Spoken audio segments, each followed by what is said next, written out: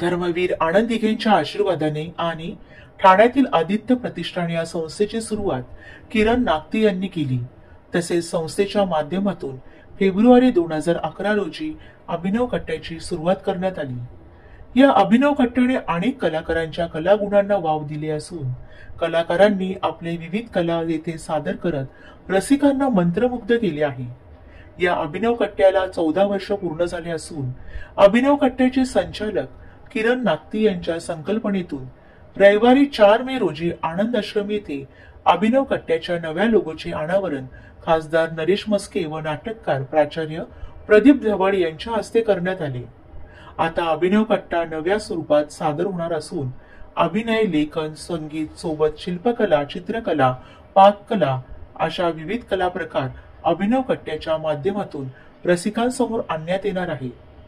या प्रत्येक क्षेत्रातील मान्यवरांच्या मुलाखती घेण्यात येतील. यावेळी शिवसेना महाराष्ट्र सचिव राम रेपाळे, विलास जोशी तसेच अभिनव कट्ट्याचे कलाकार सुशील परळकर, कदीर शेख, महेश रासने, सहदेव सालकर, संजय पवार, अशोक कदम व इतर कलाकार उपस्थित होते.